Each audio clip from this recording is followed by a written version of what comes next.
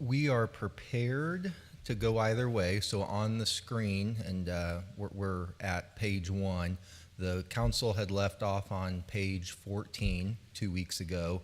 So we're prepared to jump ahead to that, or if you wanted to re-review the changes that you had made, we can certainly go through those red line edits, which is the hard copy of what you're all looking at, and then is on the screen for audience members as well.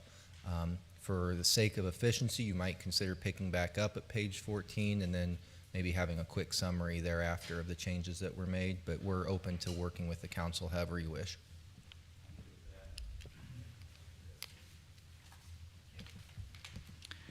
I'm good with that.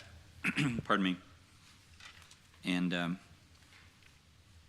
we'll go to page 14 and just start from there. So I think it might have been. We were on 1.16.013. Yep, that's where I remember 17. That would be our next one. I don't have anything for that.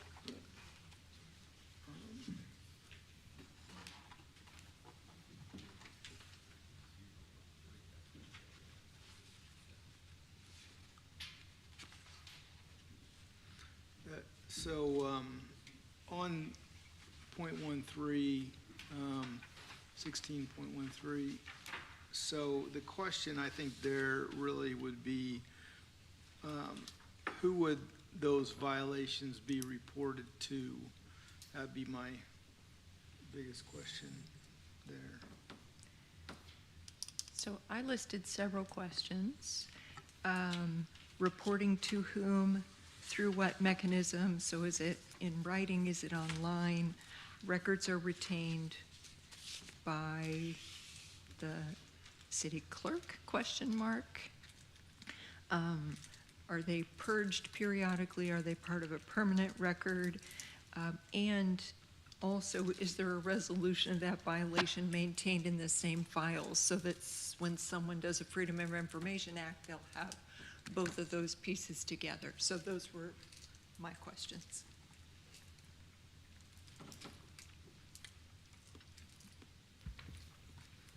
So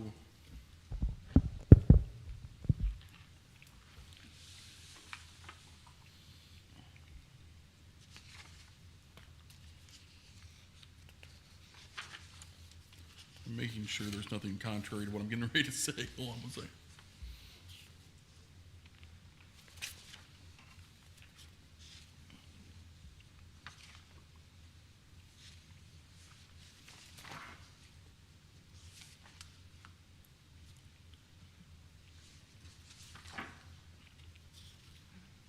So I'm going to say that the violations should be reported to the Board of Ethics, Okay. would be my answer to that one. And if I can jump in here, I agree with you because it's 116.036 complaints, filing a complaint, and this is section A, filing a complaint.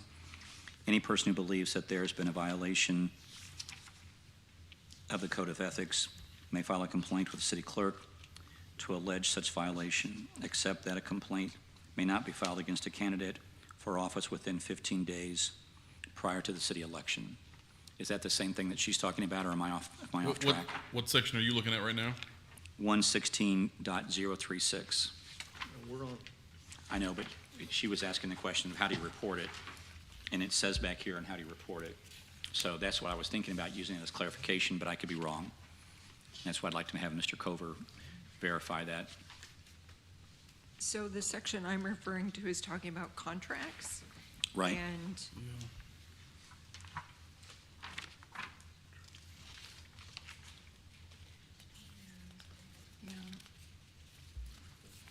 So it just seems Yeah, I like think it's that's what it's hanging out supposed to there be. kind of by itself. Does it say that? Where?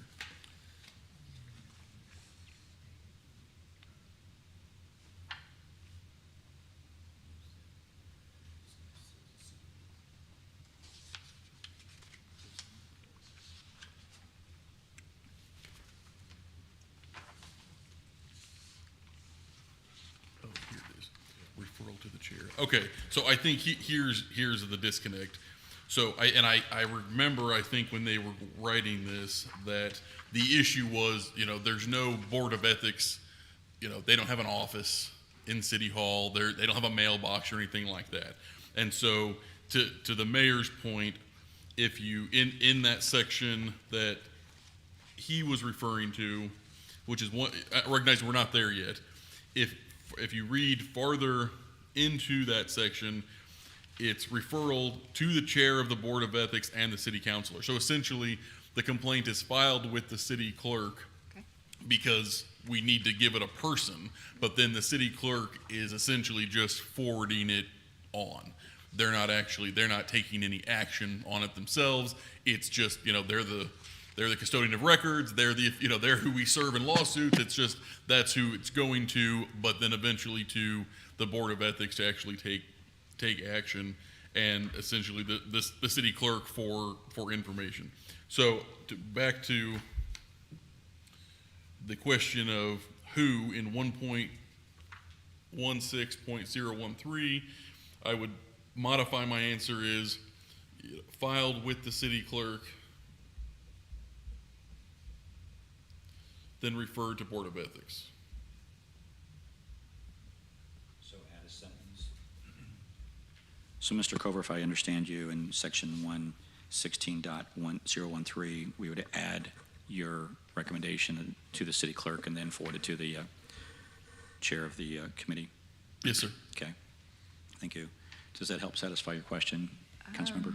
I'll hold my other kind of considerations for maintenance of those records until we get further on to Okay. that section. Thank you. Those are great questions. Thank you. If you need my editorial comment.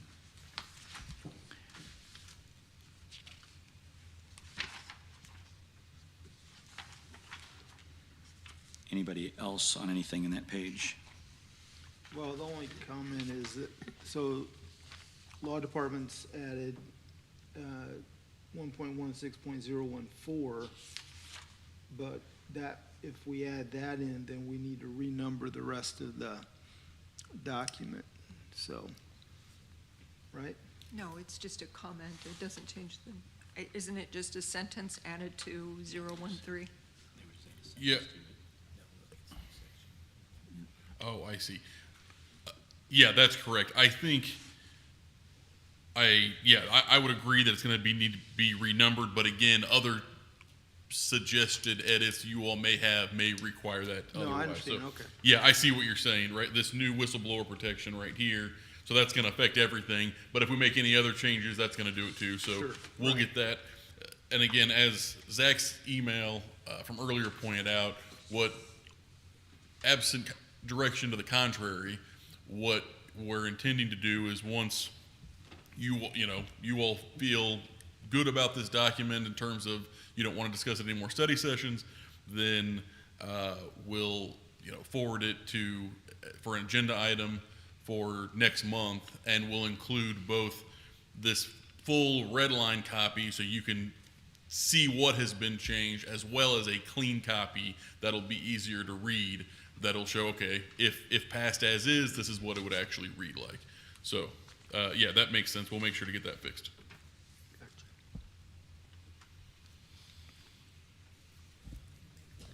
Any other comments on that? Shall we go to the next section below? Yep. Do you have a question on that? No, let's move on.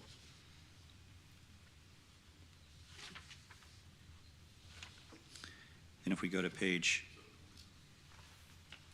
that's 14 of the old document. Let's see what page it is of the new document.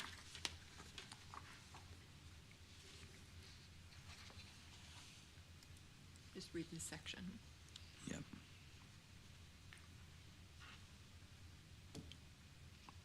Yeah, it's page 17 of the new document.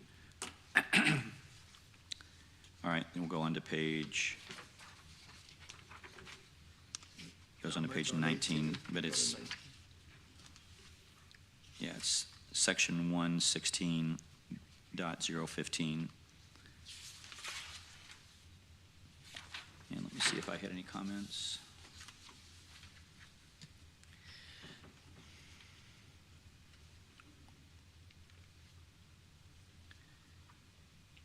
Counselor, I had a quick question if I could, and this is 116.016, the 2-year rule. Can you give me some of the discussion they had in the committee that designed this document, kind of what they were thinking in that regard, and your thoughts on it? Yeah, I think so. There's some other language that they drew from to come up with this, and I think the idea was that 2 years is long enough for most projects and issues to sort of play out, and I that 1 year wasn't long enough. 3 years seemed too long, and I think they just settled on 2. Okay.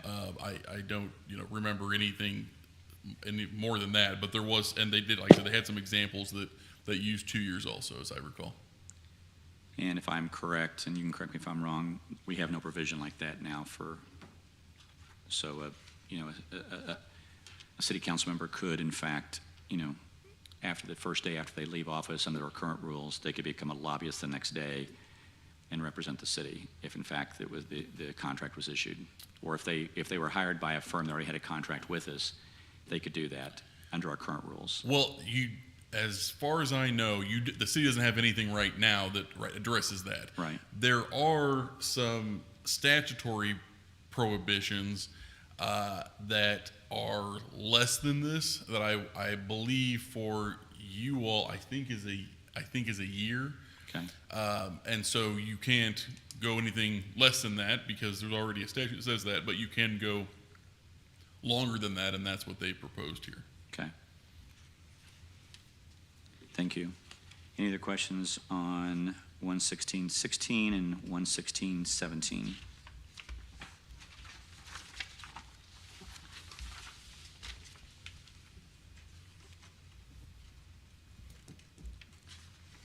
All right, then moving on to 116.18. And you have to forgive me, I have Lucy Young's voice in my head saying this is like watching paint dry, so please forgive me for expressing my private thoughts. 116.18, business with the city. And Councilmember McCandless, you had some comments. Oh, no, please forgive me. Those are yours. Yep, thank you. Mr. Cover, do you think it's worthwhile to have an example in there, or do you think the ordinance, the way it's proposed, is sufficient? I generally am not a fan of adding examples into this type of document because I think that sometimes the examples can then tend to, people tend to get stuck on those, and they can think, well, if it doesn't fit exactly like the example, then it doesn't apply. It wouldn't be consistent if you look at the code overall. That's not something we typically do. So, I mean, if there needs to, if you think there needs to be some additional clarifying language, then that's obviously up to you all. But I would not recommend that you include examples. I understand the idea. I just don't think it works great here. No, and that was why I asked the question. I respect your opinion on it, and just for the sake of argument here, and sometimes legislative intent, what, can you give me an example of this just off the top of your head? I'm not trying to, or we can talk about it later. I'm not trying to draw this out.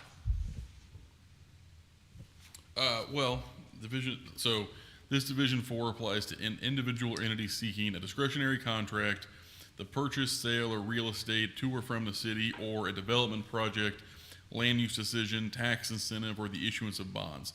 So a kind of classic example is that, a city official knows that the city wants to, build a new facility in a certain part of town.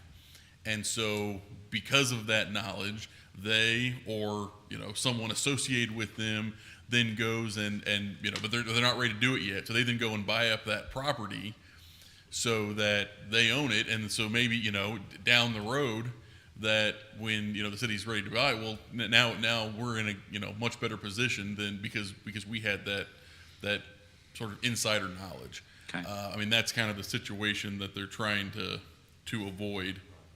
And if you, I mean, there's been, I'm trying to remember, there was allegations of a, similar situation when they built, was it something in Clay County? Was it the Justice Center? I think it was the Clay County Justice Center where, there was allegations that the person they ended up buying the land from was friends with one of the commissioners and had recently bought it and ended up selling it to the county for a lot more than they'd paid. And you see similar kind of stories, play out. And so that's what this is trying to avoid. Okay, thank you. I appreciate the clarification. Thank you. We'll go down to section C, and Councilmember McCandless, I believe you had a question there. It just says disqualified from doing business with the city. And so this is contracts and real estate transactions. So if they do that and you feel like that is in controversion to these rules, my question is, are they disqualified from doing business with the city forever? For 5 years? Is there any limit on that? That's a good question. Okay. And if it's forever, I just think, okay, I just thought I'd raise the question. Hold on one second. It seems reasonable we'd have a time frame in there, like, I don't know, a 5-year time frame would not be unreasonable, I don't think, for a violation like that. I don't know that it ought to be forever, That's just my reaction to that. So we're going to check on this, but it's our recollection that there is a debarment procedure in the city's procurement policy related to contractors and vendors. It says if you violate this, then you're excluded from doing business for X amount of time. So we can check and see what that is and add in and use that same number, whatever that is. Now, again, if it's something you all, and I don't know what the number is, but I'm confident there is a number. So we can use that same number in this situation for right, at least as a placeholder. And again, any of this at some point, if you all want to make changes later, it's your document. You good with that? Yes, thank you. Okay, but I agree. It seems reasonable that it's not, to infinity and beyond. So.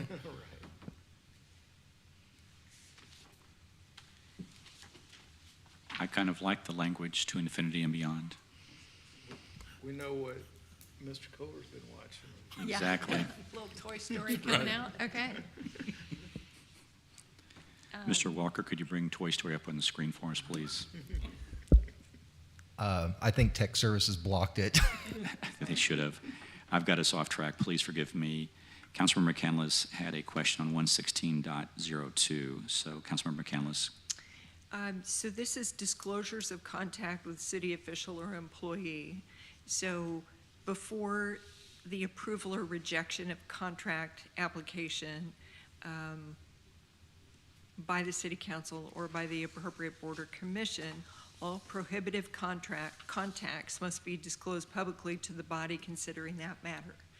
So I'm just trying to put this into practicality. So say I have had a conversation with someone who is interested in building a building, and then it goes to Planning Commission. Do I need to let Planning Commission know I had that conversation? Clearly the intent is when I am voting on it, I should disclose, I have met with this builder, I've met with neighbors, that is the intent of this. I'm just trying to figure out, are there any bumpers? And is the disclosure in writing? Is the disclosure in a public setting where there are minutes? I just would love some rules. Sure. I think you're right about the intent that I think it's to be made to the body that you're a member of, not necessarily everybody Okay. that may consider it. So I'm trying to think how we can clarify that piece of it, and then we can talk about the other piece. City Council.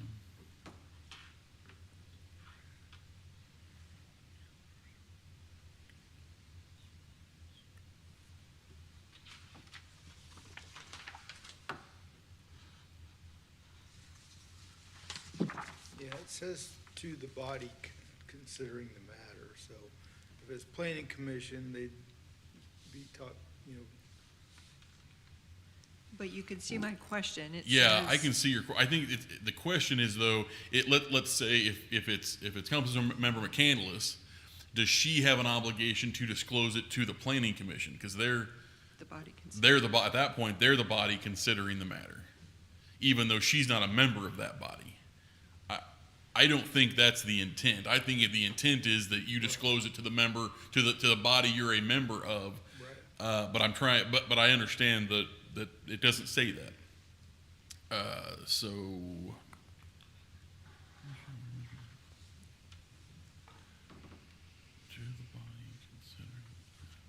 What if we just added all prohibited contacts must be disclosed publicly to the body considering the matter by members of that body? Does that work? Yep. I think that's good.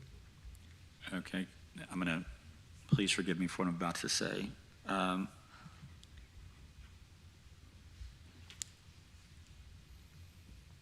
And I and the city manager had this discussion. I really have a difficult time with council members talking to developers individually. That just really just grinds my gears.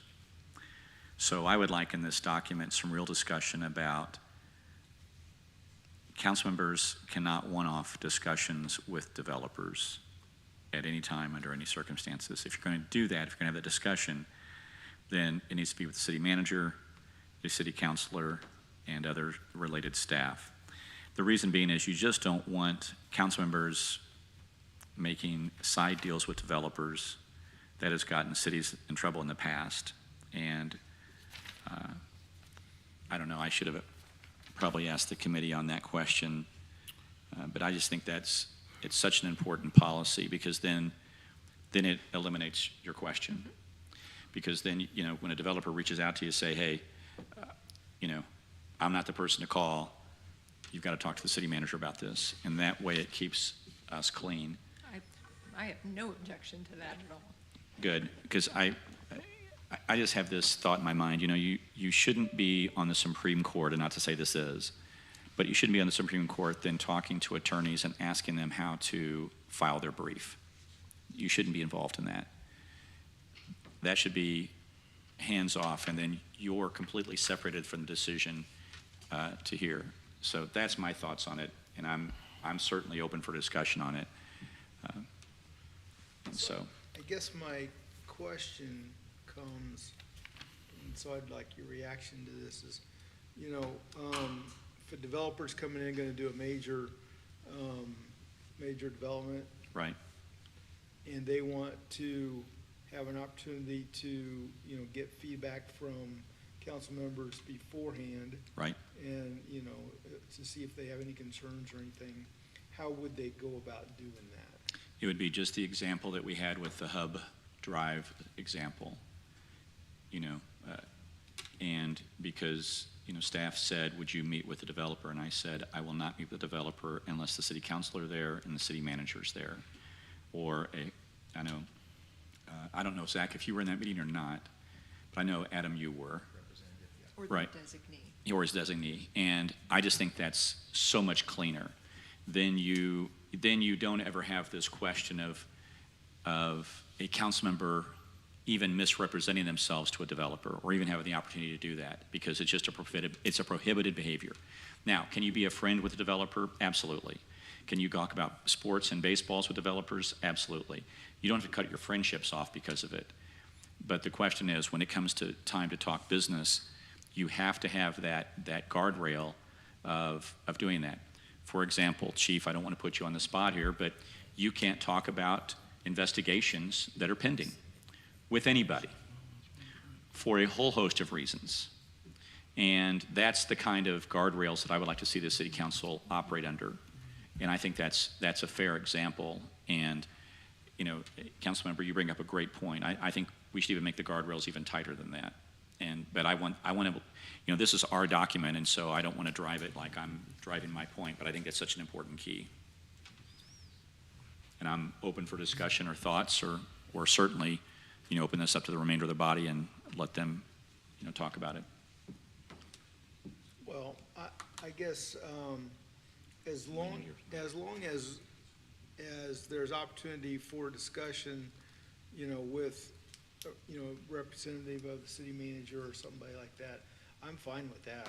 As long as we're not prohibiting any contact whatsoever, then that kind of slows up the process in my mind, so. Well, I think it makes it impossible, because, being in a city this size, we all know people who are developers. Right. But the question is, do we or they get a leg up on it because they say, hey, I'm thinking about this? I'm of the opinion, as soon as they say, hey, I'm thinking about a project here, you go, whoa, whoa, whoa, happy to talk about the Chiefs, happy to talk about the Royals, but that project, you need to go to the city manager to talk about that, and that way you protect yourself from having to, I think we should probably have both the disclosure that Councilmember Canlis said, but also the guardrail that's just prohibited behavior. Yeah, if they want to schedule a time.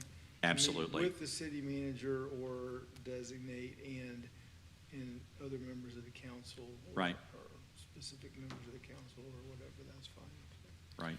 That's my recommendation as a body. I don't have any concerns about that. So I'm going to throw out two things, and I'm going to let you look at it.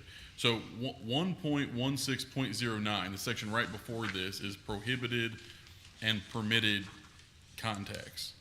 So my first question is, what of this section doesn't do what it doesn't go far enough, I guess is the question. What was the section you mentioned, please? 1.16.019, prohibited and permitted contacts. It's on page 20.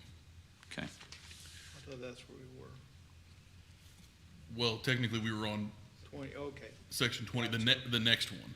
So I'm going to throw them both out there while you're thinking about it. So the first question is, what of this needs to be different than what it is now? The second thing to look at is back on subsection 20 where we just were. One thing we could do is remove the disclosure of prohibited contacts and just make it disclosure of contacts. So then essentially so right now it just says if you had if you did something wrong, you have to tell them about it. The idea being, if you had contact with the developer, that doesn't mean you necessarily did anything wrong, but essentially it's requiring disclosure of that contact. So, prohibited or not. So that's the second piece of it. But I'll let you ponder for a second. But to the mayor's point, I think back on 1.16.019 subsection A, if the contact is required with city officials and employees, and you can just put in there, contact with elected officials requires the presence of the designated city employee.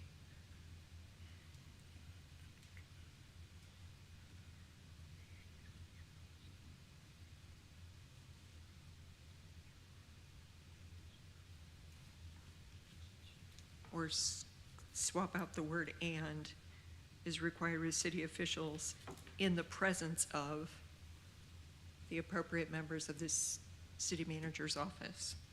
So such contact will be, instead of with the appropriate employee, you want in the presence of the appropriate? Is that what you're asking? I'm just saying, if contact is required with the city officials and the required designee of the city manager's office, and that way it could be development, or it could be public health, or it could be whoever the city manager designates.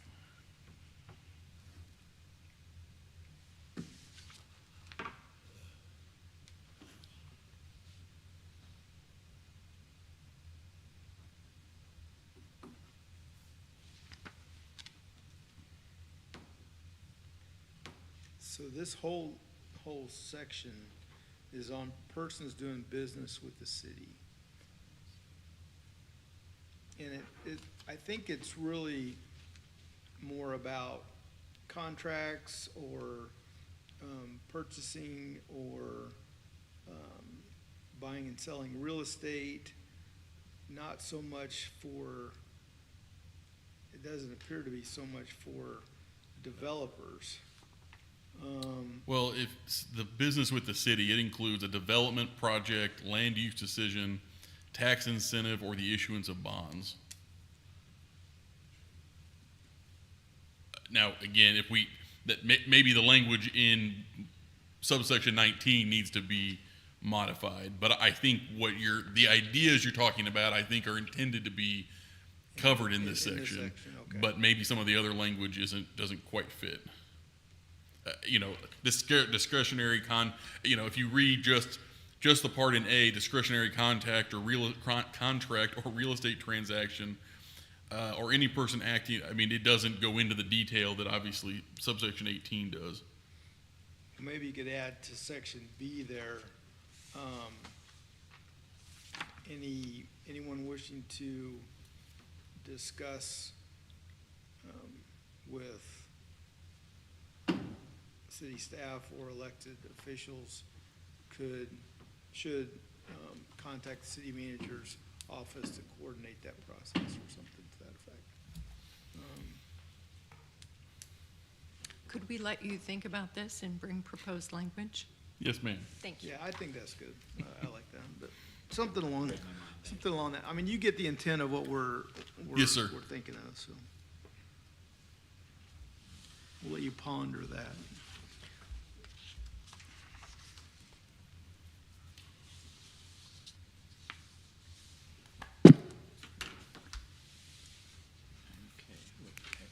Section 19 or 20. We were in 20.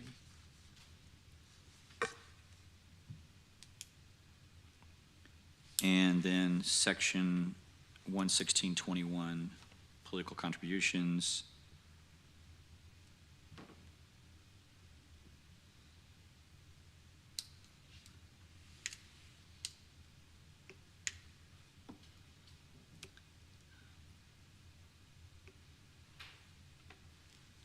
Does anybody have any questions about this section? So I'm going to ask, when I file my MEC filing, it lists everyone that I've gotten political contributions from.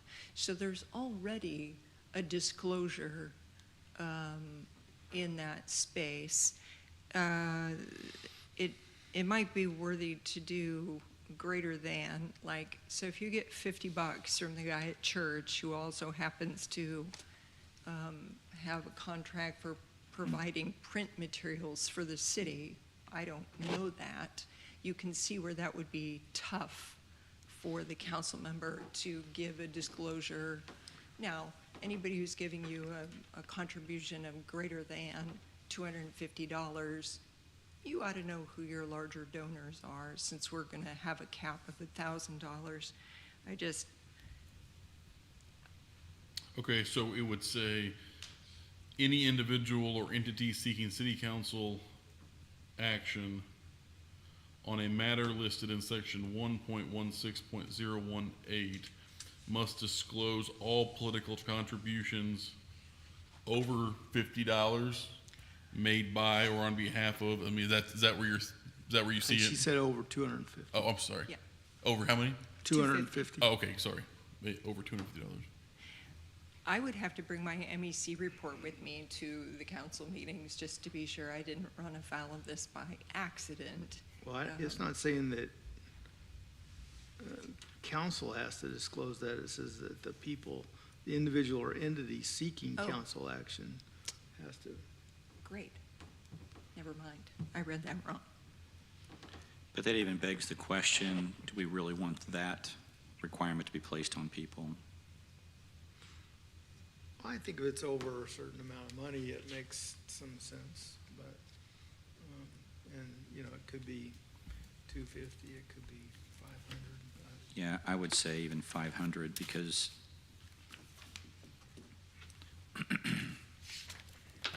that would be fine with me, but I want to make sure fellow council members are okay with that. Then make it 500 or greater. Yep. That'd be fine. And then we would probably have to put that on the contracts, wouldn't we, Mr. Walker? Yeah. in order for them to be made aware that this is part of the contract that they're agreeing to, that if they do make any political contributions,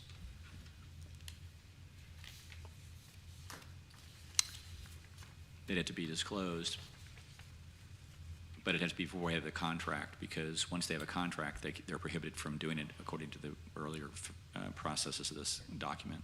That, you know, people who are doing this in the city are prohibited from giving contributions to council members.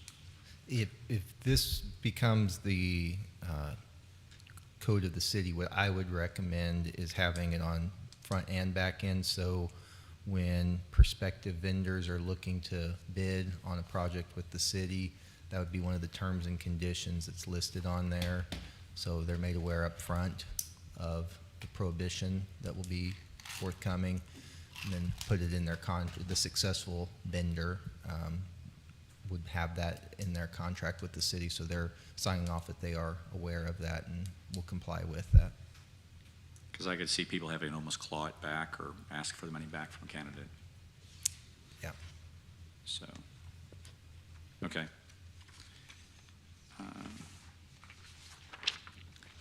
Councilmember McCandless, under 116023, you had a question there. Yeah, I'm going to withdraw that. I read it again, and my question doesn't make sense, so. However, though, you bring up a really great point, though, in my mind, and that is we see so much action by political action committees in our country, and some of them spend lots of money, and we haven't been able to prohibit them. And so, Mr. Cover, I have a really interesting idea for you. Are you ready? I'm ready. All right. It just grinds my gears that political action committees have so much power in our elected process. I know Citizens United prohibits bodies from restricting political action committees on almost any front. However, I have a really crazy idea of, if political action committees do in fact play in the environment of our city, that they can play in that environment and they have freedom of speech according to the Citizens United, but that we could tax them at a rate of 50% for any contribution they make. So they make a $10,000 contribution, they can play, they have the freedom of speech, but they would pay the city $5,000 in order to do that. So their contribution would go from not just $10,000 but $15,000 for that, to play in that realm. And I should have given you that question ahead of time. So you ponder it, think about I'm it. going to need to ponder that one. But it's just, political action committees drive me nuts. Anyway, enough bloviating on that. So we'll go on there. Financial disclosures.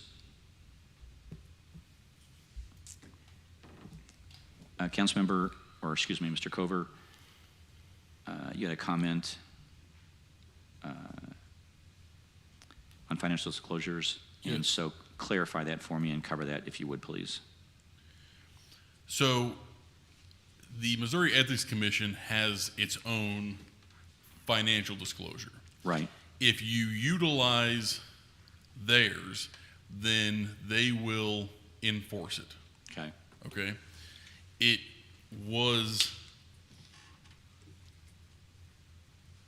was the opinion of the Ethics Commission that theirs didn't go, but they won't enforce anything other than their own.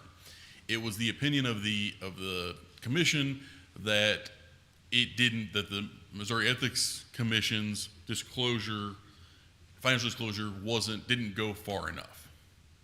And so that's why they've opted to propose their own that the city would have to enforce. That's what that, so, to read the comment, the city's allowed to approve and enforce its own financial disclosure ordinances. However, MEC will stop enforcing financial disclosure laws and issuing penalties if the city does so. Responsibility will be fully on the city to enforce its financial disclosure ordinances. So my concern with that is the MEC, the Missouri Ethics Commission, when I submit a report, that is a public document that is searchable. If we collect it, we wouldn't have a searchable mechanism for people to be able to go in and see who I got contributions from or what my disclosures were for conflicts.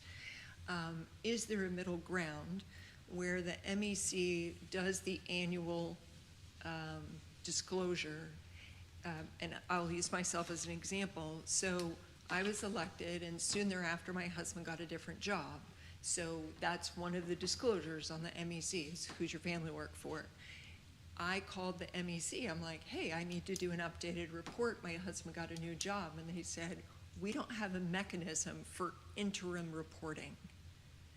You need to just wait a year and do a new disclosure, which I feel like is not what you're looking for. You want people to be able to say, wow, Bridget's husband just started a brand new company, and that's going to come before the city council for a planning commission, and nobody's going to be able to look that up because it's not disclosed.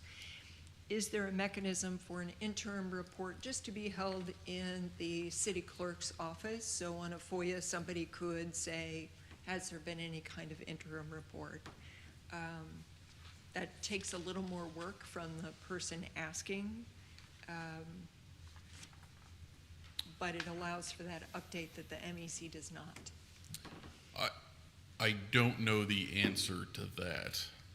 One of the issues, the big issues here that I recall that the commission has wasn't necessarily the depth of the disclosure, but who it applied to. If you look at subsection .025, and this is something that there was a lot of discussion about this, because I still, there's a lot of discussion about this. Sure. But, if you read, that's a pretty extensive list they've got there. So I don't know so I don't know the answer. I think it might depend on what exactly you all want to do and whether or not. So the way I'm hearing you ask the question is, can we sort of use the MECs, but then also have this kind of our own little supplemental disclosure form, not that it's kind of on its own, right? So we've got the MEC that is done officially, but then on top of that, we've got this other piece of it. And that would be whether it's in what your situation or example was, the other piece of it would be a sort of an interim report or something like that, or maybe it applies to other people. I don't know what our flexibility is on that. This was, in the end, the conversation that the commission had was, it's not in depth enough. This is what we want, and so that's what you've got in front of you. So the MEC by state statute lines out who must report. Elected officials must report when they're candidates, and then once they're elected, you have an MEC update. If we ask for reasonable disclosure from the people who are on our major boards, can we do both of those, where the electeds are treated the way state statute requires, and there is at least a small supplement that is done for boards and commissions? We're gonna have to check on that. You'll check on that. Yeah, Thank you. like I said, in the end, what you have in front of you is obviously what the commission, wanted to put in front of you. So I hadn't. They didn't ask that question, and so I haven't looked into that, but we can check that out. Okay, because my proposal would be for instead of doing the MEC requirements for the state for those other boards and commissions, that a board applicant during their application make disclosures of material conflicts of interest, which anybody who serves on any board of directors has to do anyway. It's part of our 990 requirements. And so that would be Planning Commission, Board of Adjustment, Board of Building and Engineering Appeals, Board of Ethics, and the Industrial Development Authority. So basically, those are folks who have oversight either over ethics or over expensive, often, contracts with the city. If I can propose a different route, I really think the majority of this document is intended for elected officials and obviously city staff. The more I think about this, I have concerns over asking people on planning commissions, other commissions, because, they may say, I don't want to fill it out, and so I'm not going to serve. And I don't want to lose people on that. And to be honest with you, I don't know if we've ever had any situations where there was a question of ethical behavior by board members for that reason. I just don't want to lose board members because of it. You know what I mean? I don't mind elected officials that are city council members because, the final saying does come to us. But I just don't want to lose. I'm almost of the opinion of deleting that section entirely and not even asking people to do that. But I'm open for discussion, and I don't want to be the final voice on that. I guess my thought is that, I hear what you're saying, because I have similar concerns about, all of a sudden, a whole bunch of people say, well, I can't do that because I don't want to fill out the MEC report, the PFD, and so, but if there was a way that if we could have them just disclose any material conflicts, then,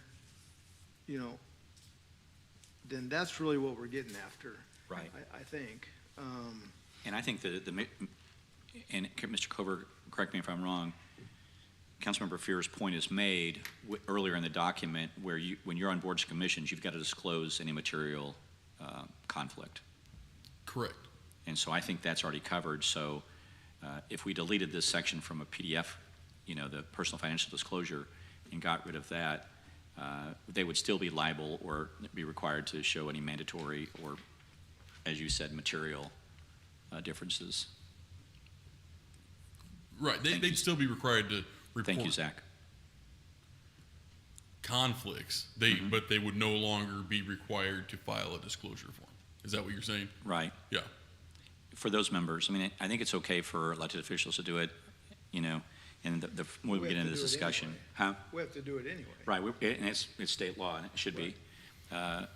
So I would recommend that we delete that section, but I want to make. I can live with that. Are you good with that? Yeah, I'm okay with that. Would you good with that? Okay. So, Mr. Cover, if we could do that, just delete that section, because I just want to make it very difficult for people to be on boards and commissions to make their life so difficult. But obviously, candidates for elective office under Section B in that section would continue to follow the MEC reports. We've got to because of state law, so. Well, so we're gonna Yeah. end up deleting several sections here, right? Yeah, we'll have to let Mr. Cover work that out on, deleting PDFs for personal financial disclosures for board members and commissions, including all the way up to the planning commission. So we're deleting subsection .026, correct? 025. 5, 2, Well, the 25A, annual filings, because it mentions boards and commissions, boards of engineers, and then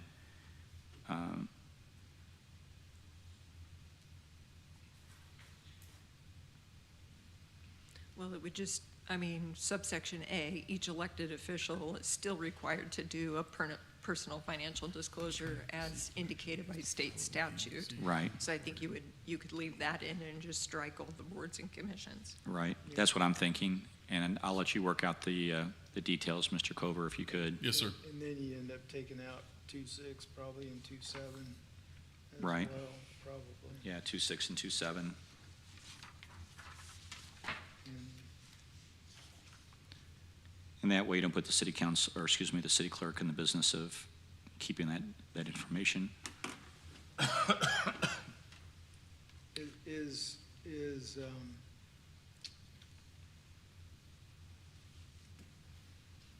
2.9, isn't that the language from the MEC? Yes. I think it is. But, Just thinking but out back loud. in 2.8, so are you also going to have employees? Because that was another portion of this, was disclosure of conflicts by employees. And so the penalty section, which, the penalty section is brutal. Elected office officials, until a proper PFD is filed, elected officials will be suspended from office. Right. Even the MEC doesn't say that. So Right. that's,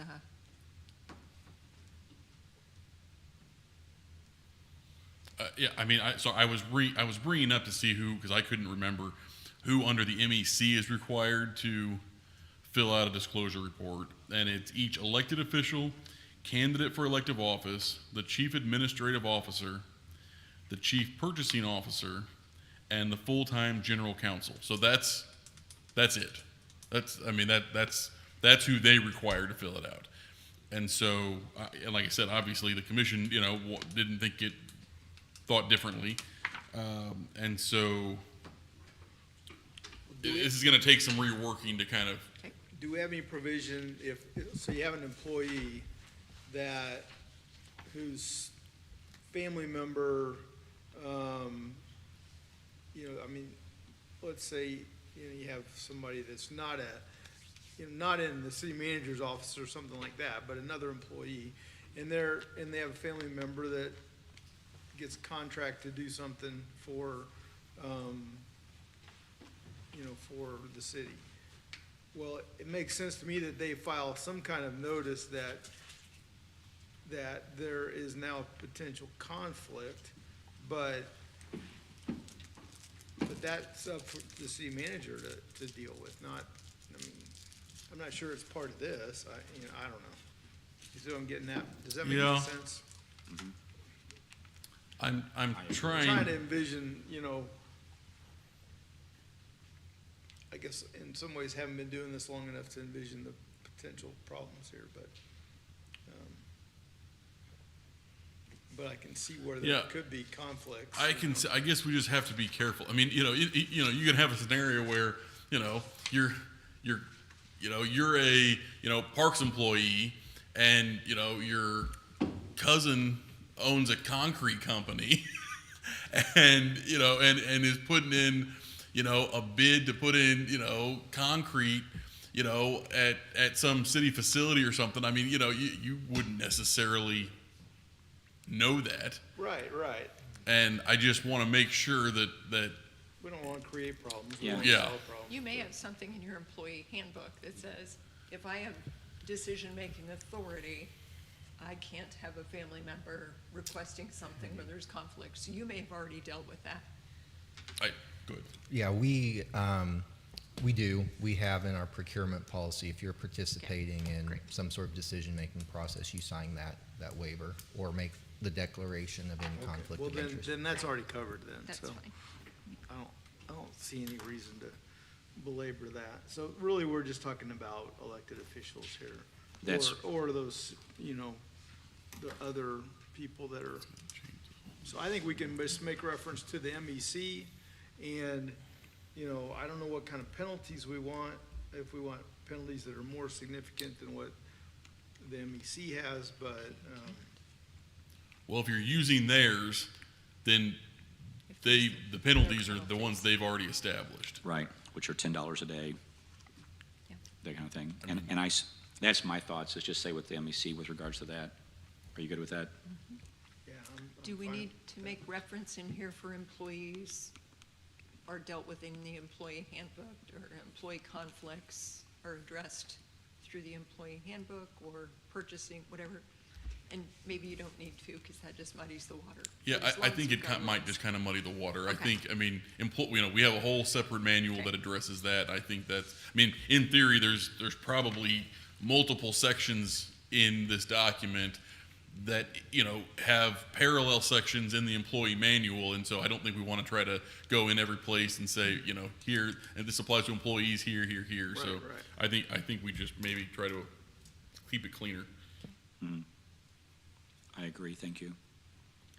Shall we go on to campaign finance? Yep.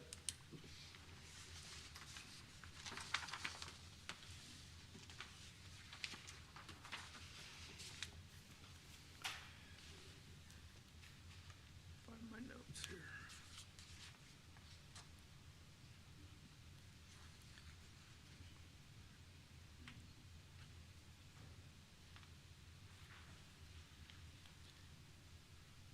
So I'm gonna propose something. I'm interested in what you all think. But what if we made it half of what someone could contribute for the state office? So, you know, that's like 2,500. And presumably, as time goes along, state will make adjustments, and Okay. then ours would then be half of whatever that is. That's fine. I'm just throwing that out as an idea. I'm not Yeah. married to that. I but mean, just- I had recommended that we consider indexing it to inflation. And if we did that, it will gradually increase over time.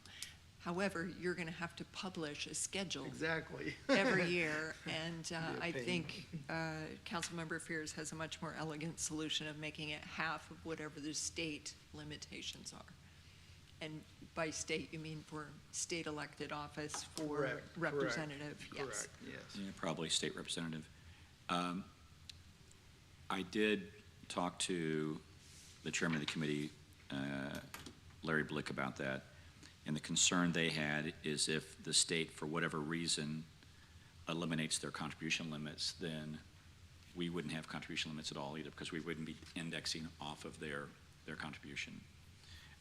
I personally like Councilmember McCandless's idea with regards to stay with $1,000, but index it, and then, you know, produce an index that people know this is the limit for contributions. And that way, even if the state does in fact eliminate it, which I find it'd be probably very hard for them to do that politically, but it could happen, or, Then we amend it. yeah. What, do you know what the state limit is currently? Yeah, it's 2,500. 2,500. Okay. Well, what we could do, so, I mean, yeah, so here's another option is to say it's half the state, but not less than, you know, $1,000 adjusted for inflation or something like that. That way, if they were to get rid of their limits, then you're just down to the $1,000 adjusted. For inflation, depending on where it is. Yeah, And then, obviously, the inflation adjuster would have to be published by yeah. the who publishes it, Labor Department or Federal Reserve? Probably the Labor Department, It's from the labor, Comp, that's the so- consumer price index. right? So we would just, you know, base it, you know, we name what the, CPI. where the inflation comes from.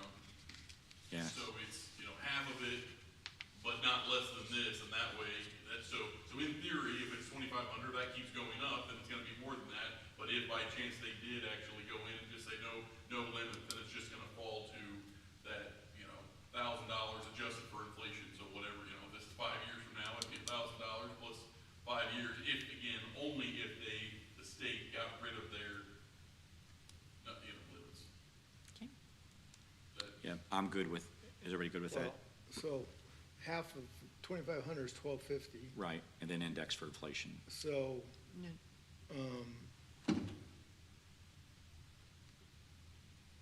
Jeremy said, or $1,000 if indexed by inflation.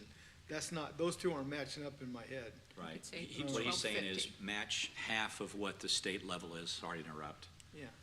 but half of what the state level is. So if the state's 2,500 and we're at half, our limit would be 1,250 plus then an index indicator going forward. And Okay, then let me clarify what I was saying.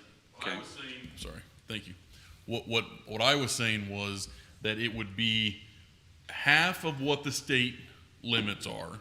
Right. Okay, so there's no adjuster for inflation on that piece of it. So if they're currently 2,500, then half of 2,500 is 1,250. So right? Yeah, okay. Public math. Math is not my strong suit. So if assuming the state has their limits, then it's half of whatever that is, no adjuster. But not less than the 1,000 adjusted for inflation, which is never going, I mean, currently right now, that's going to be 1,000 plus inflation. So you're never going to go below that number. But you're only going to use the 1,000 plus inflation, or I'm using 1,000 because that's what's I in think here. Maybe this would help a little bit. Okay. So half of what the state is, if the state has no limit, then it's 1,000 index for it. That's exactly what I'm saying. Okay, that's not the way I understood what you were saying, so. Okay. But if that's what you mean, then I'm Yeah, good with that. that's what I mean. It's one or the other. So so you're never assuming the state has its limits. You're never going to use the 1,000 for inflation. That only comes into play if they eliminate theirs, because then at that point it's the max is so it would only come into play if the state got rid of theirs. I'm good with that. Okay, sorry if I didn't explain that very well. That's okay, and you're gonna need to put a reference year in, Right. because in 10 years, you'll need to know $1,000 at 2020, Starting from when? yes. Agreed. Yep. Yeah, $2023.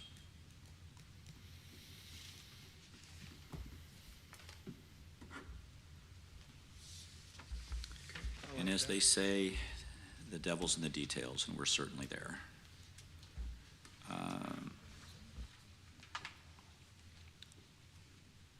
Any other discussions in that section?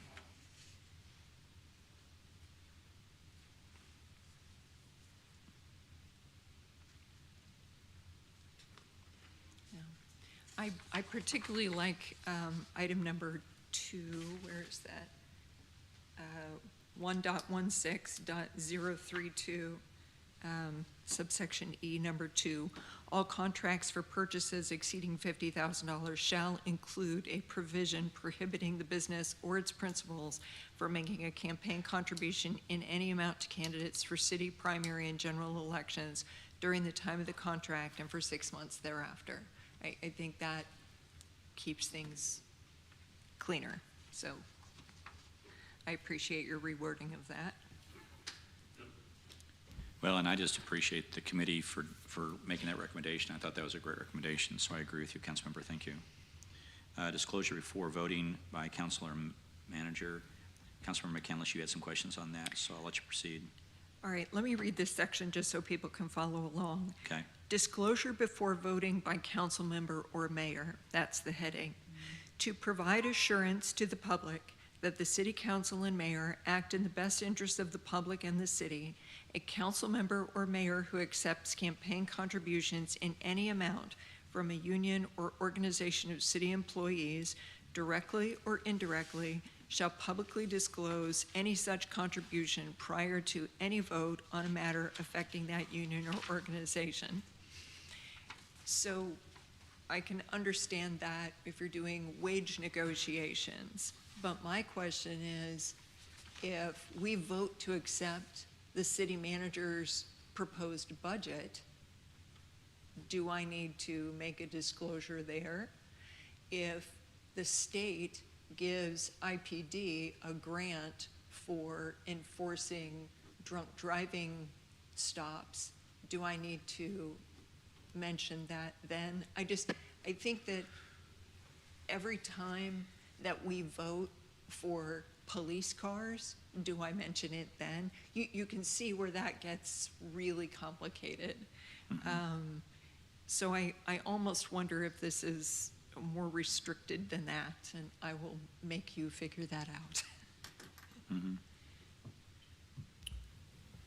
So would you want this section to be restricted to collective bargaining agreements? I think that makes the most sense. Otherwise, you would be making a disclosure 14 times on the consent agenda. I don't disagree. Yeah. But- I think, I'm guessing that was the intent. It doesn't quite say that, but I think, that seems the most reasonable perspective is Do collective you- bargaining units Okay. or adjustments there too. Maybe I don't. I wasn't at all their meetings, so I don't recall the conversation that they had on this. So that's it. That seems reasonable, but I can't add any insight from them. So I hear the body here saying any collective, there are exceptions to the annual budget, grants, but collective bargaining agreements would be specified. I'm trying to think of how you're going to say this and what language you're going to use. We'll let him figure that out. Okay. Well, I guess I need some, because what I heard you just say is different from what I heard them say. Okay. What I heard initially was you only want it to apply to collective bargaining agreements, but that's different from, Mayor, what I just heard you say. Okay. No, I think I would agree with my council members on only collective bargaining agreements. Okay, got it. Because then you already make exceptions for the annual budget and grants and things like that. So they're already excluded because they're not a collective bargaining agreement. Understood.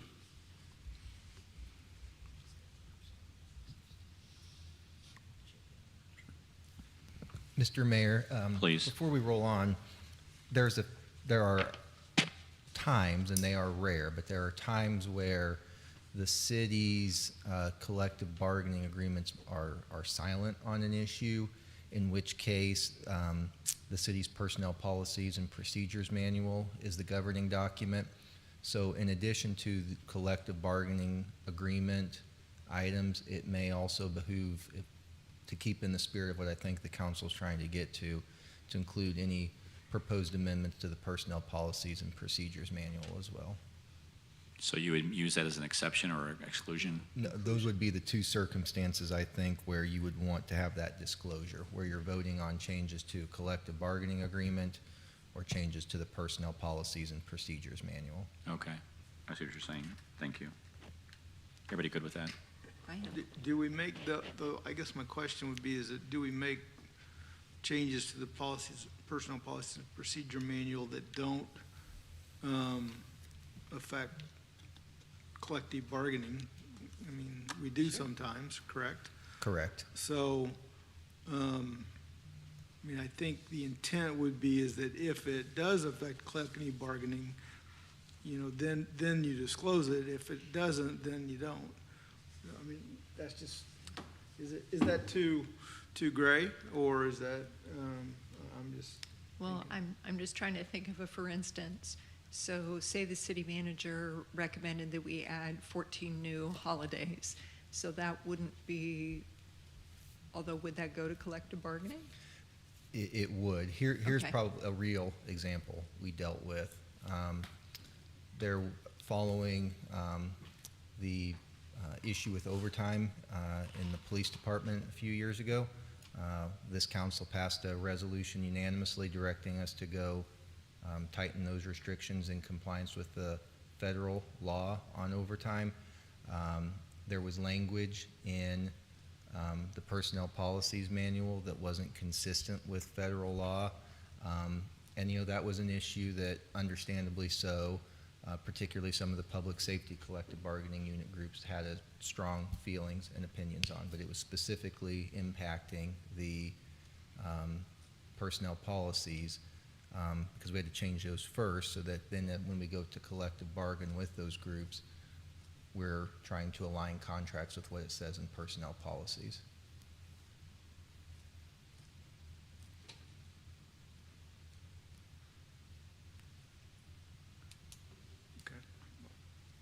I mean, I think you get the spirit of what we're trying to get at, so whatever, however needed. I'm just, you know, I'm envisioning a to change the personnel policies that doesn't affect the bargaining, you know, agreements at all, then do we still want to have that disclosure in those cases? That's really, and I don't have an example of what that might be, but that's my thought. Okay, understood.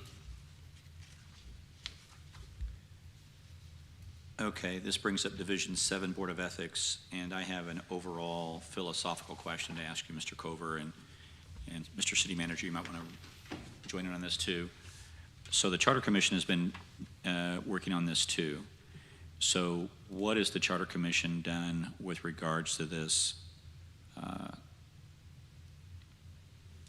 question? Have they designed a Board of Ethics? Have they remained silent on it? Do you know? I'm trying to remember. Mr. Walker's going to pull that up. There was a lot of discussion on this because it was sort of a chicken or egg argument. And that's exactly my question. That, you know, because obviously these two groups were meeting at the same time, being the Charter Review Commission and the Commission on Ethics Reform. The Commission on Ethics Reform, you know, was putting together an ordinance based on the current city charter because that's what's there, and that to put forward to you all, which is this document.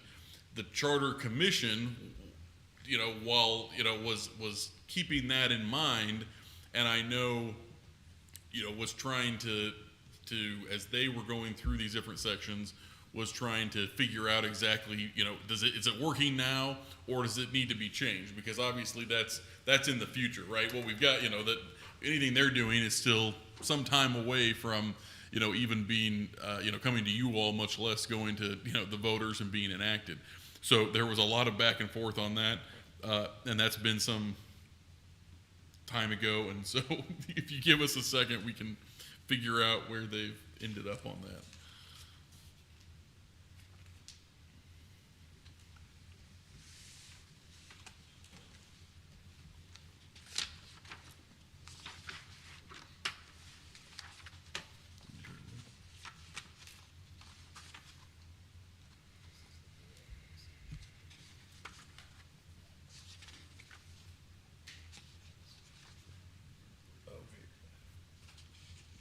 Yeah, I think I added the code. That's, I'm remembering now.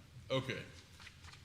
So essentially what the Charter Commission ended up with was that there shall be a board of ethics and that the council shall adopt a code of ethics, which is obviously, this document.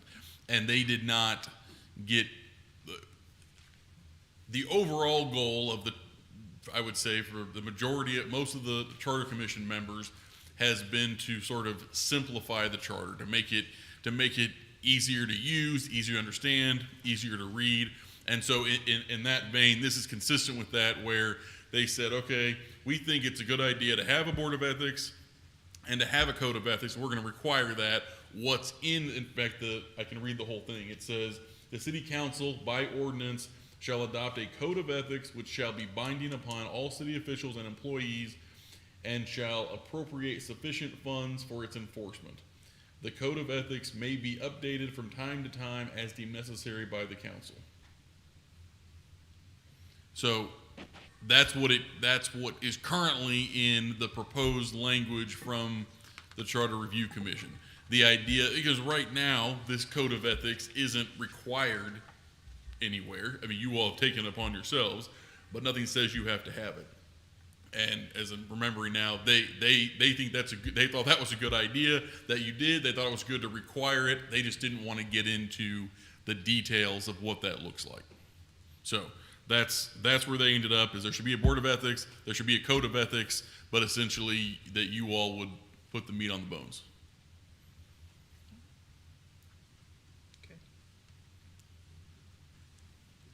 Then shall we proceed? Because that was the question. I wanted to make sure that even should we proceed down this path, or did they actually address the issue?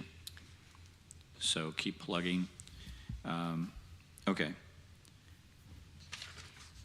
I'm going to Please actually proceed. tag on to that. So in this code of ethics, I'm just curious whether the charter addressed this at all. It says, further, no member of the Board of Ethics, no. I thought there was a moral turpitude clause in here for council members, and I know that they, in the charter, addressed who could run for office, who is eligible for office, so those things were already addressed. Thank you. Okay. Okay.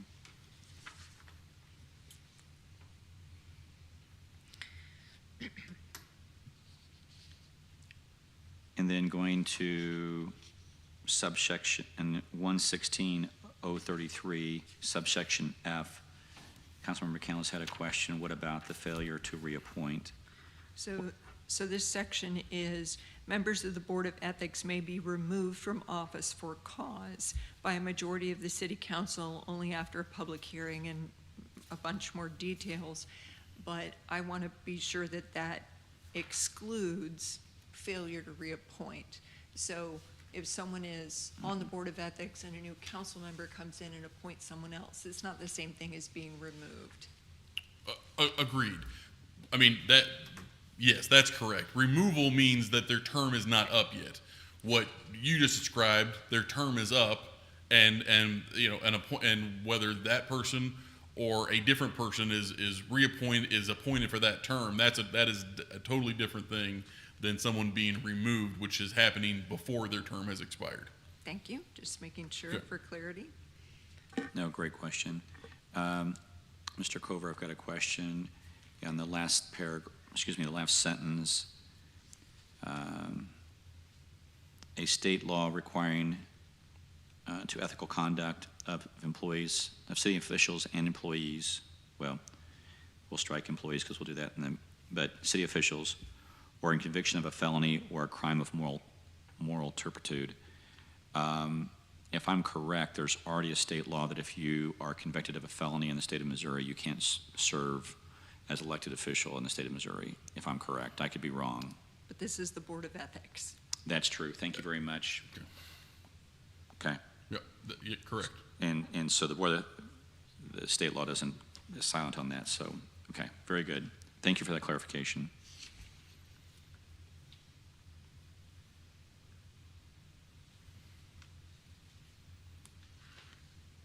All right, So I'm go ahead. actually going to ask a question of why you included that. So this is referring to the Board of Ethics being removed for cause, but you added in a state law relating to ethical conduct of city officials and employees. Let me read the whole thing real quick.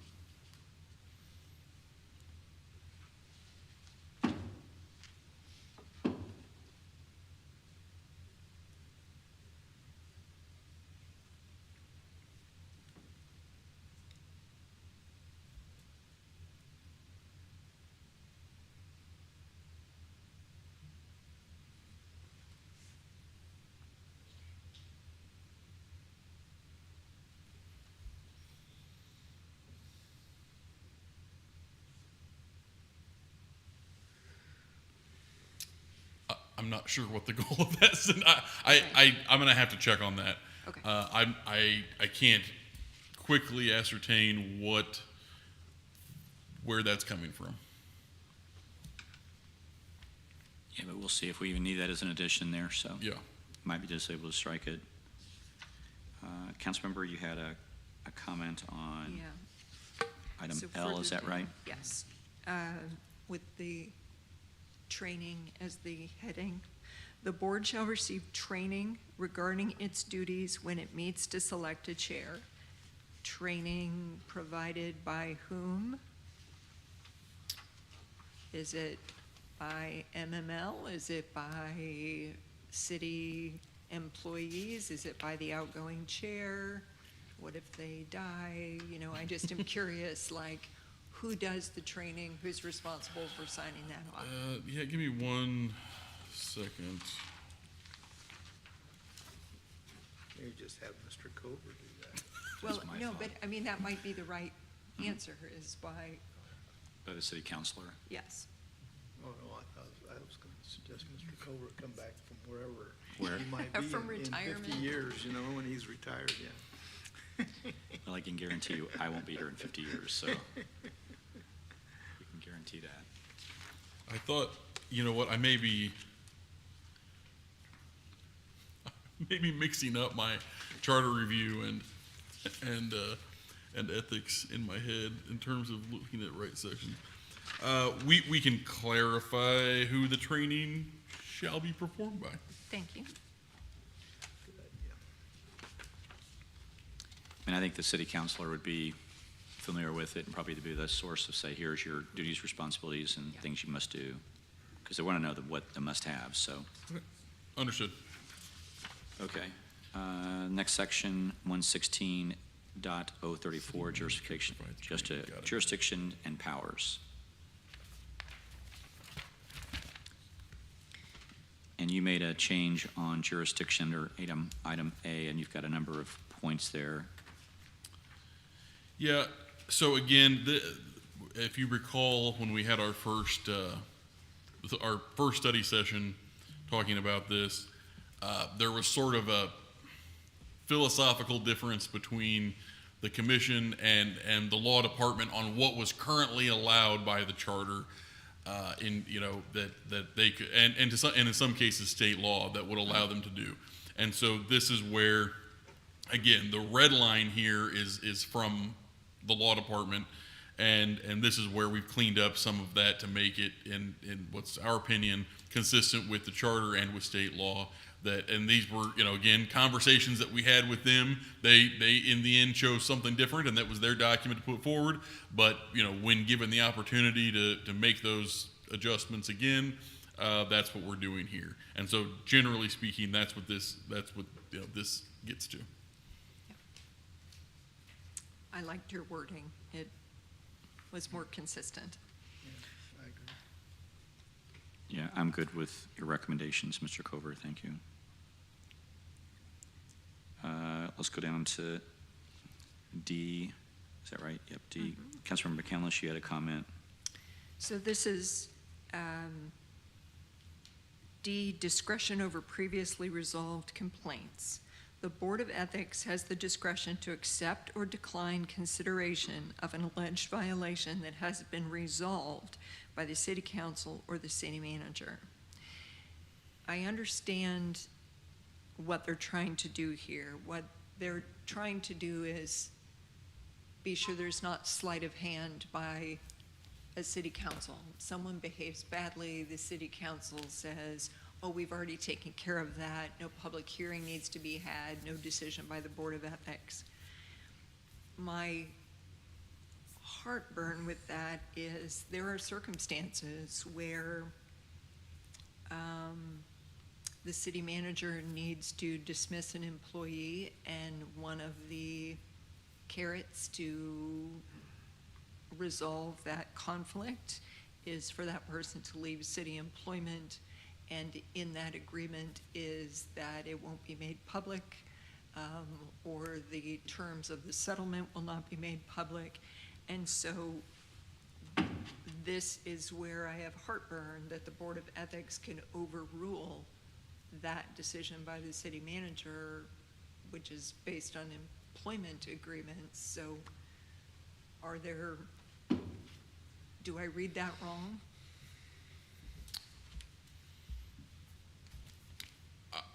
I don't think you read it wrong. I think you have accurately summarized their intent.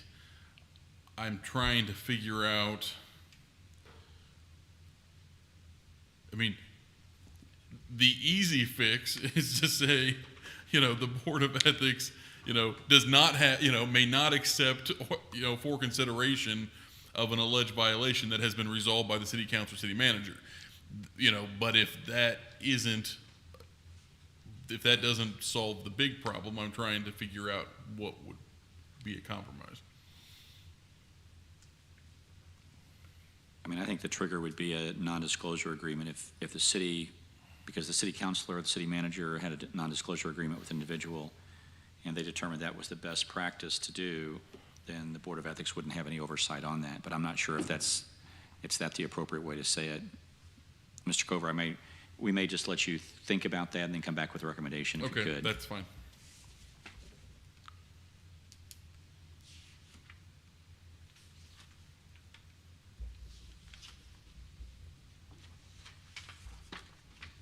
And Councilmember Council, you had an item on number E also.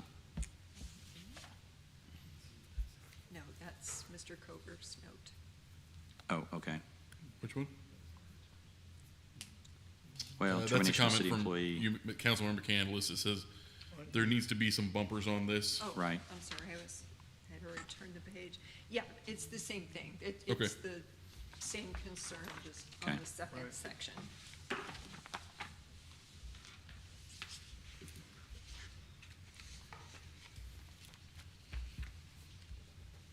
And then the next page, there really wasn't any comments. Anybody have any? Someone could ask for an advisory opinion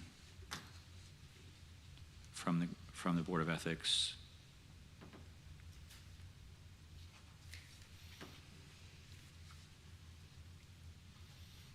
Now, this is different than our current process. Our current process, only city council members can file a complaint.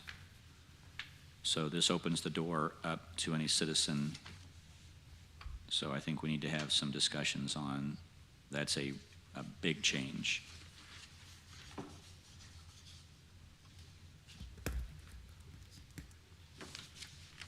Mr. Cover, do you remember? Yeah, I'm trying to reconcile all of this. If you give me 1 second. Okay, sorry. No, you're fine.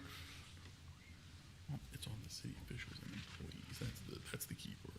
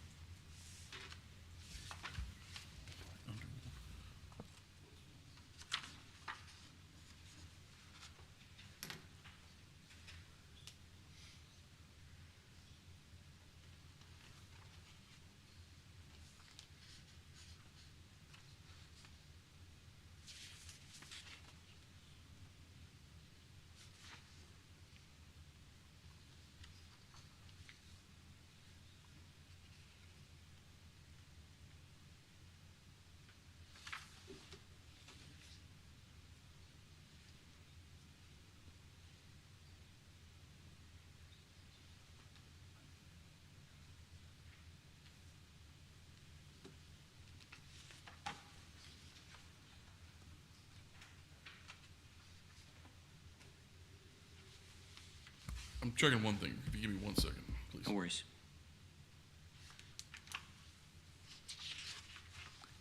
How about if we take a recess for about 3 minutes and give you some time to think? Sure thing.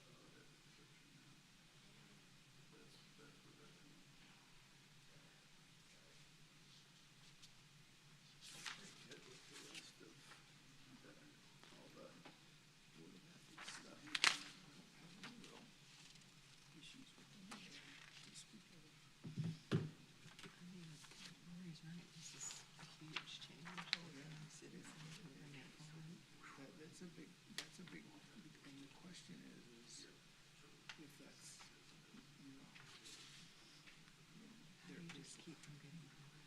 yeah, exactly right, if they're frivolous or whatever. It's gotta be some, And if they're frivolous, they can never file again. right, yeah, something like that, yeah. Exactly right. Or can't file for a year, or can't file for Yeah.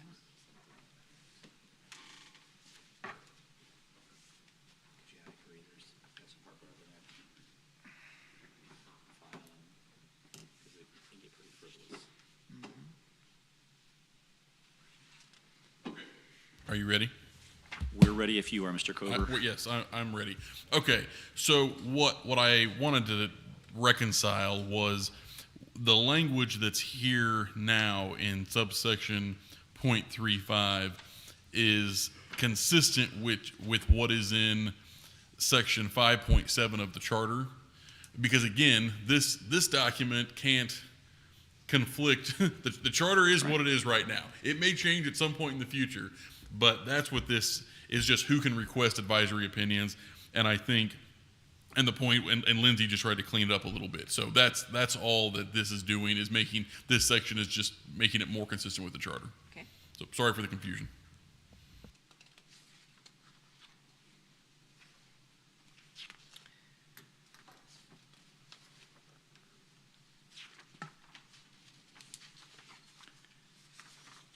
Okay, any other questions on, where did we leave off? 036. 036. Okay, thank you. Any questions or discussions on that?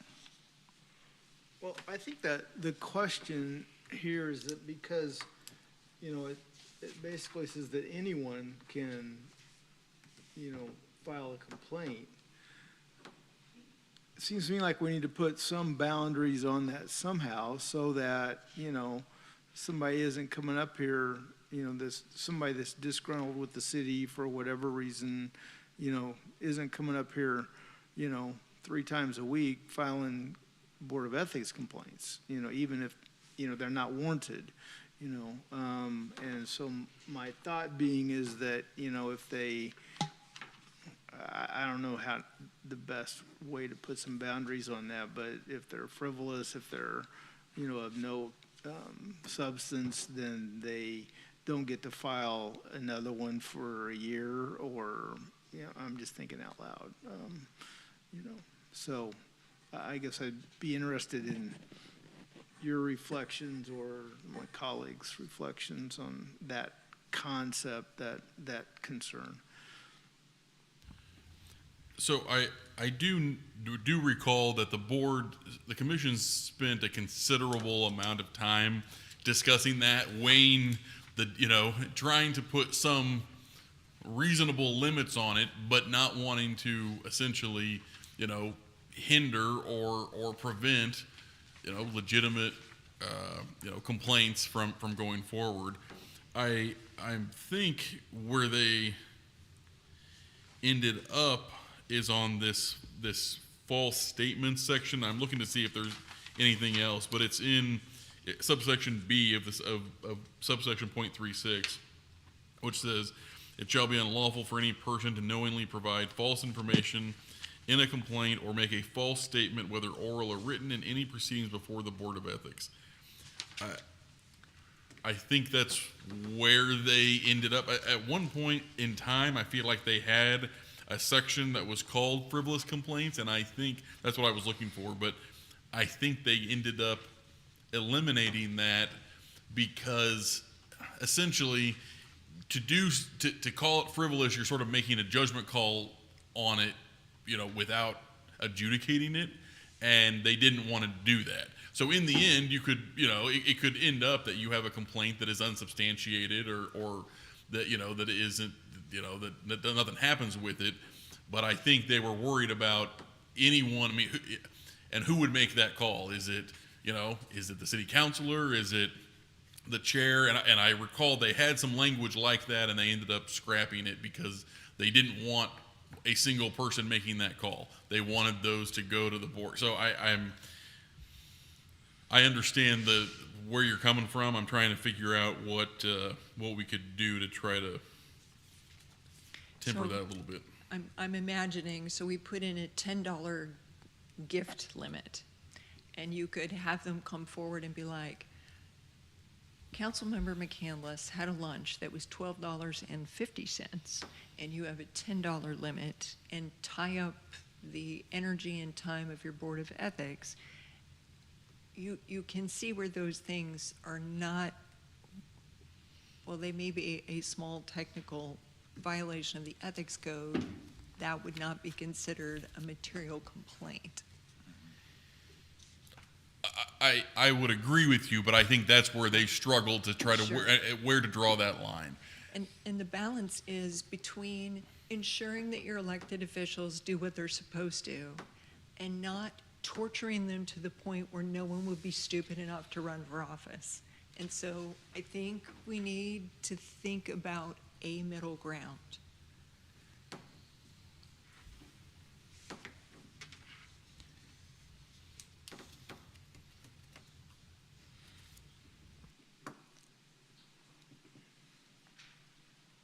Yeah, I agree. There needs to be some kind of, because this could get really arduous. Excellent point.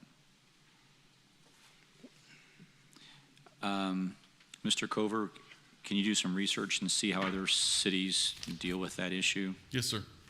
And I think that way we My can, thought being is that the Go ahead. Board of Ethics themselves could make, if we had provisions in there that the Board of Ethics themselves found a complaint to be,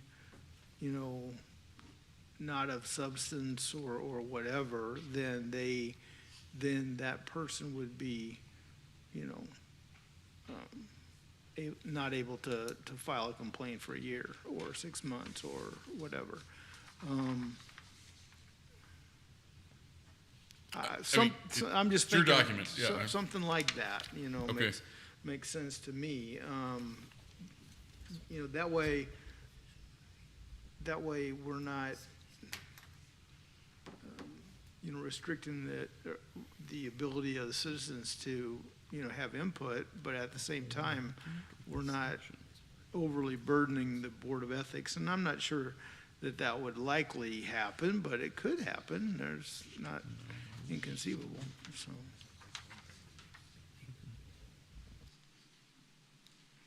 We'll let you ponder that one as well. We can just make some correction. I think there's enough. Yeah, we can try to get this cleaned up. Again, you know, this is where if it wasn't, you know, as far as my office was concerned, if there wasn't a specific reason that you couldn't do something, we you know, or you know, as long if it generally made sense, we didn't want to get in the way of what the commission was trying to, you know, relay to you all. Sure. That said, I 100% understand where you're coming from, and think that makes sense. And so we can put some limits, try to, you know, come up with some language, put some limits on this to try to make it fit what you all want it to do. Thank you. That'd be great.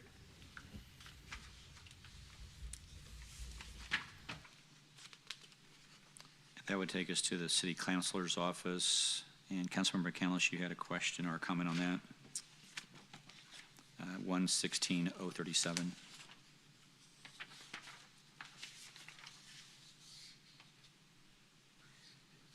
Let's see. Oh, so this section is about the city councilor's office, and that the city councilor can act as legal counsel to the Board of Ethics, review complaints for legal sufficiency, issue advisory opinions to city officials and employees, review proposed advisory opinions, attend meetings and hearings. And then the second section was about independent counsel.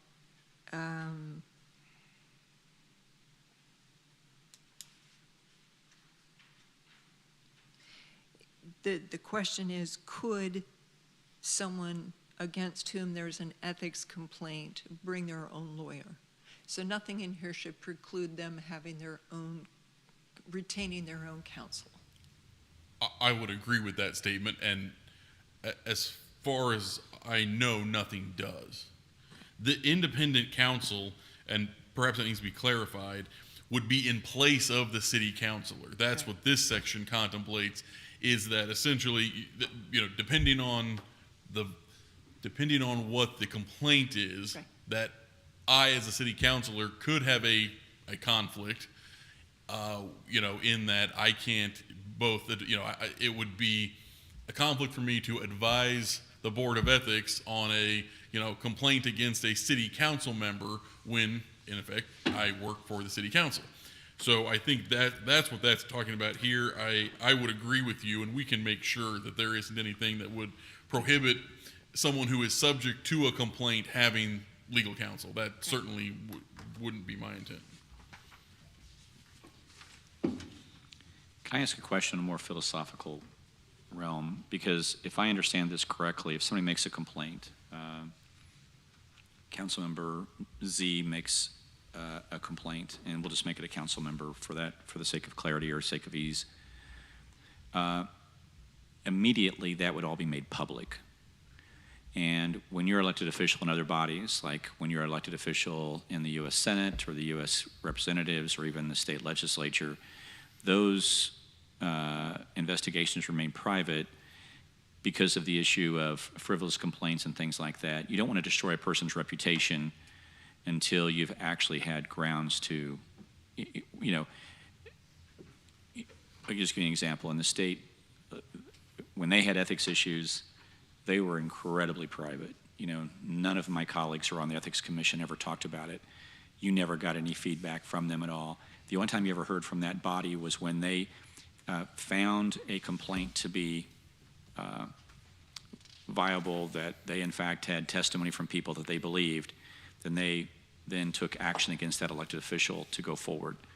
And I'm wondering if we should create a system like that, because that then somewhat deals with the frivolous complaints, and they can deal with that issue and, you know.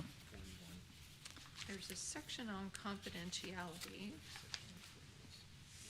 Yeah, so Zach did find what I was looking for earlier. It was just farther back than I thought. Subsection 41 is going to talk about frivolous complaints. Okay. So there, we are going to get to that. I couldn't find it earlier, so that's why I decided they must have taken it out, but I just hadn't gone far enough. Let me look at the, hold on, where's the confidentiality?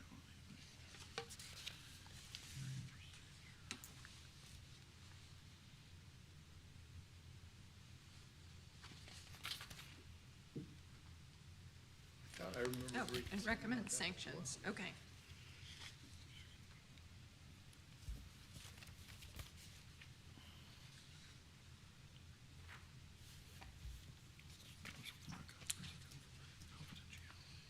Okay. $500 fine. That was back.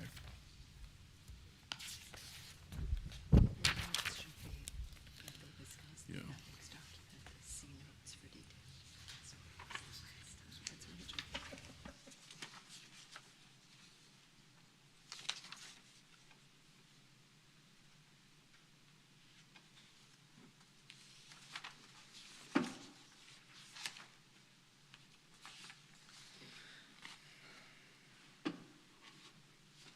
Where's the section on confidentiality?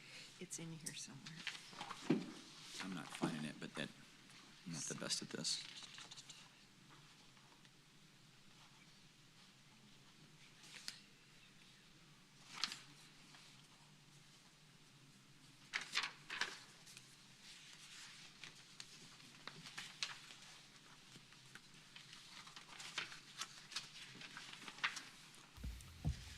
So we sort of skipped over it, but there is, on page 31, there is under subsection .36, there is a confidentiality section. And we can take a closer look at that. The issue here, Mayor, I understand where you're coming from, and that makes perfect sense. You know, the main difference is that, we're subject to the Sunshine Law, and it has very specific exceptions, and we need to make sure that anything we put in here is consistent with that. So if you could, let us try to get some language in here that fits what your intent is and still is consistent with everything we need to stay consistent with. Because it takes some of the, if it remains confidential and then the board that's independent has the opportunity to look at it, if they find out that it's frivolous, then they just dismiss it as a frivolous case. But if they found out there's actually, there's some fire here where there's some smoke, then obviously they need to take action. So there needs to be that balance of protecting someone's reputation, but also being able to allow them to do their work to investigate the issue to the fullest extent. Yes, That's sir. my perception of it. Understood. But,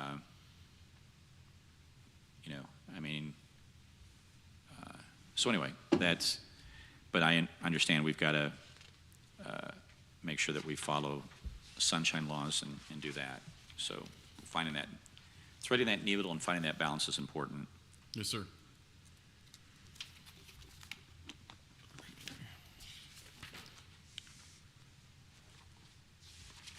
Shall we go through the last couple of pages here?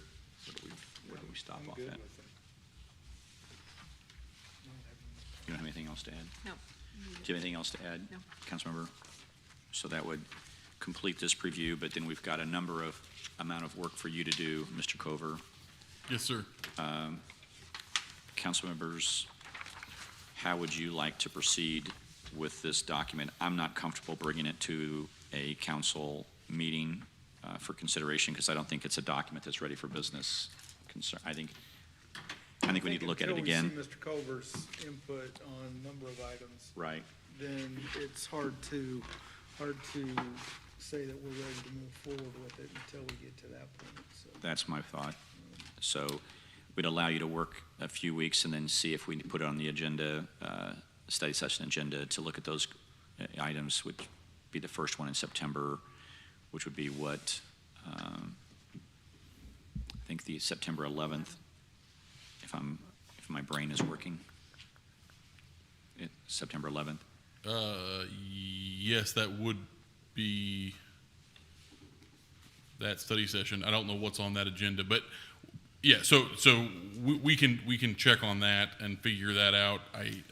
Because I don't know if there's, I know there's some. Yeah, we'll check on that. But the intent would be to bring it back, that it's not ready to, again, recognizing the number of questions and things that are still open, it'll need to come back for another study session.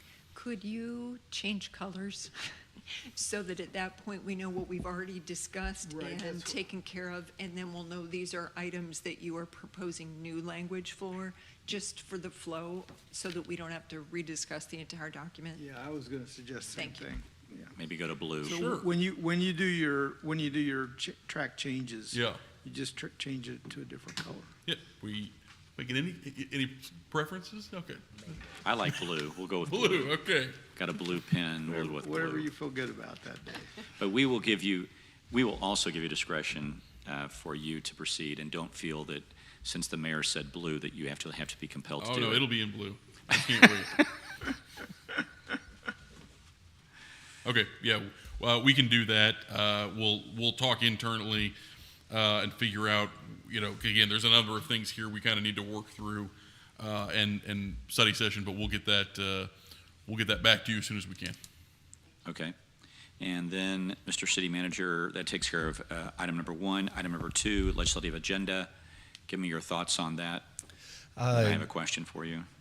Given the hour, I would recommend, and, since all of your colleagues weren't able to be here tonight with various conflicts and such, I would recommend that this is an item that would probably benefit from being moved to that September 11th study session. I wouldn't go much later than that, as we'll want to have the council formally adopt the legislative agenda with your final input and make sure we have plenty of time to circulate that with our legislative delegation in advance of pre-filing, which begins on December 1st, of course. Yep. And then also, I would like you to consider and obviously discuss with the entire council an RFP to hire. And the reason I say that is this is the last year that you could have access to ARPA money from the state of Missouri. And we've got a number of projects that could in fact apply for that. And I don't want to miss the opportunity to at least make an ask and see if we can in fact get that taken care of because there could in fact be significant contributions for some of the projects we want done here in the city. I'm aware of other neighboring cities that have contractual services for a lobbyist, but they aren't necessarily paying like the city did in the past, a full freight of having somebody watching and monitoring every bill, but rather hiring them for a limited scope or purpose. So to your point, Mayor, it may be that, we retain somebody specifically to pursue ARPA funding or other state grants and, for a, hourly rate or an amount not to exceed or something like that. So we could take a look at that and bring some recommendations back to the council. Okay, that'd be good. Thank you. So that'll take item number 2 off the agenda. And then item number 3, give me your thoughts on this, Mr. City Manager. Item number 3 was a discussion of the resolution that was sponsored by Councilmember Stewart on tow truck services that was on the agenda last week, the August 21st meeting. I think Councilmember Fears was the one that made the request to have that item brought forward to this study session. We did not have a formal presentation planned for that. We were just fostering the dialogue among the council members to understand Councilmember Stewart's intent and desire with that resolution. So it may behoove you to do that at another time, given the conflicts that arose prior to tonight. Okay, that sounds good. And that then concludes our study session, unless there's any other comments for you. Council members, any comments?